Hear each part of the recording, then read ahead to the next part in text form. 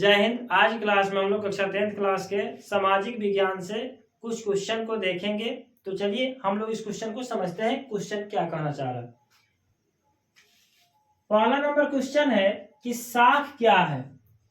साख क्या है तो इसका उत्तर है साख का अर्थ होता है विश्वास या भरोसा। जब हम किसी पे भरोसा करते हैं या विश्वास करते हैं, एक्चुअल में वही साख कहलाता है। शॉर्ट फॉर्म में अगर कहे कि साख का अर्थ क्या है, ऑब्जेक्टिव में आपसे पूछा जाए तो आप वहां कह सकते हैं साख का अर्थ होता है विश्वास या भरोसा या ऋण लौटाने की क्षमता। साख की मात्रा जो है ये विश्वास या भरोसा पर निर्भर करता है। किस पर निर्भर करता है? भरोसा और विश्वास पर निर्भर करता है। इसी विश्वास या साख के आधार पर व्यक्ति के ऋण लेने एवं देने की मात्रा जो है निर्भर करती है।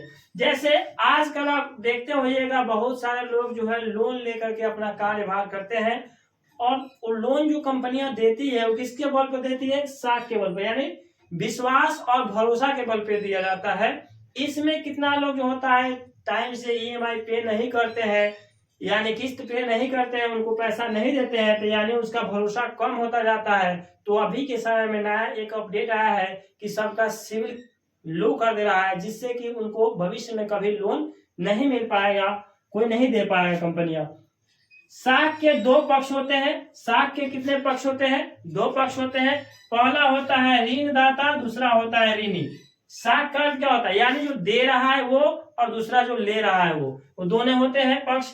तो किसी दिए गए ऋणी का मतलब रुपए सेवाएं, ऋण जब दिया जाता है तो रुपया दिया जाता है या तो कोई सेवा दिया जाता है। किसी वस्तु को अपनी साख के आधार पर प्राप्त करता है। किसके आधार पर प्राप्त करता है? साख। यानी साख का अर्थ क्या बताया हम आपको? भरोसा या विश्वास या ऋण लौटाने की क्षमता। निर्धारित समय में यह नियमित रूप से किया जाता है। जैसे लोन हर कोई लेता है तो उसमें निश्चित रहती है राशि की, आप जैसे मान लीजिए 20,000, 50,000, 1 लाख, 2 लाख, 5 लाख रुपया ले रहे हैं अगर लोन, तो इसको चुकाने के लिए आपको 2 साल 3 साल जो होता है किस्त बनाया जाता है। हर सप्ताह में भरना चाहते हैं सप्ताह में भर सकते हैं, 15 दिन पर भरना चाहते हैं 15 दिन पर, या महीना में भी आप ईएमआई पे कर सकते हैं। जो उतना ही मुद्रा जो है ब्याज सहित लौटाने का वादा करते हैं ऋण ग्रहणी, यानी जो ऋण ग्रहण करता है वो ऋणदाता से ये वादा करता है कि हम आपका जो ऋण जो है 2 साल में ब्याज सहित जो है जितना भी बनेगा हम देने का आपसे वादा करते हैं। उम्मीद करते हैं कि आप 1 नंबर क्वेश्चन को बहुत ही बेहतर तरीके से समझ गए होंगे।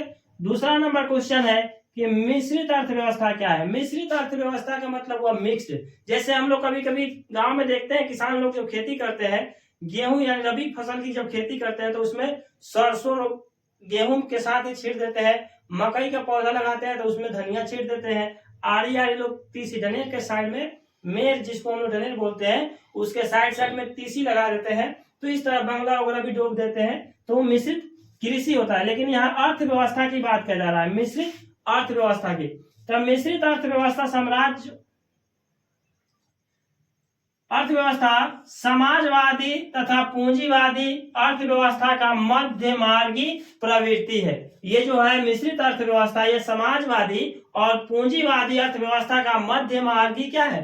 प्रवृत्ति है। इस अर्थव्यवस्था का उद्देश्य जो है सूक्ष्म का मतलब छोटा लाभ कमाना, उपभोक्ता को जन्म देना या उपभोक्ता को और बड़े लेवल तक पहुंचाना, यानी उसको बनाना, यानी ब्रांड बनाना, या कह सकते हैं उसको बड़ी से बड़ी इंडस्ट्री जब बन जाएगी तो उससे जो इनकम आएगी, दोनों जो है उसमें शामिल होता है। आर्थिक समृद्धि, समानता लाना आदि है। मिश्रित अर्थव्यवस्था जो है इसका उदाहरण अभी देख सकते हैं। भारत जो है मिश्रित अर्थव्यवस्था का एक बहुत ही बेहतरीन उदाहरण है, क्योंकि यहाँ की जो अर्थव्यवस्था है मिश्रित है। आगे हम लोग समझते हैं तीसरा नंबर क्वेश्चन, निजीकरण से आप क्या समझते हैं? निजीकरण का मतलब हुआ जितने भी पहले सरकार के अंदर में उद्योग था, जैसे रेलवे हो गया, चीनी मिल हो गया, इस तरह का बहुत सारा कार्यभार जो था वो अब धीरे धीरे निजीकरण हो रहा है। निजीकरण होने का भी, करने का भी सरकार के पास एक मजबूरी है, क्योंकि जिन लोगों को लगता है कि हमें गवर्नमेंट जॉब हो गया है, वो लोग जो है अपने कार्य का, अपने कर्तव्यों का पालन सही ढंग से नहीं कर पा रहे थे। इसी के लिए जो है निजीकरण किया जा रहा है। निजीकरण से आशय है सार्वजनिक क्षेत्र के उद्योगों पर निजी क्षेत्र का पूर्ण रूप से या आंशिक रूप से स्वामित्व स्थापित करना, यानी किसी बड़े बड़े ठेकेदार को दे देना, वो अपना संचालित करे। आने वाले समय में जो ही सरकारी गवर्नमेंट विद्यालय है ये भी आने वाले समय में ठेकेदार लोग के हवाले चला जाएगा, और इनमें भी जो टीचर रखे जाएंगे, संचालक रखे जाएंगे, वो आने वाले समय में जो प्राइवेट स्कूल का हाल है वही हो जाएगा गवर्नमेंट स्कूल का हाल। उन पर नियंत्रण एवं नई आर्थिक नीति 1991 ईस्वी में भारत सरकार ने निजीकरण पर बल दिया। किस पर बल दिया? भारत सरकार ने नई आर्थिक नीति एनईपी पॉलिसी जो है 1991 ईस्वी के तहत इस पर जो है ज्यादातर ध्यान दिए और आर्थिक नीतियों को निजीकरण के आधारित बनाया। औदारीकरण एवं निजीकरण के कारण ही वैश्वीकरण आ गया। क्या आ गया? वैश्वीकरण का उदय हो गया।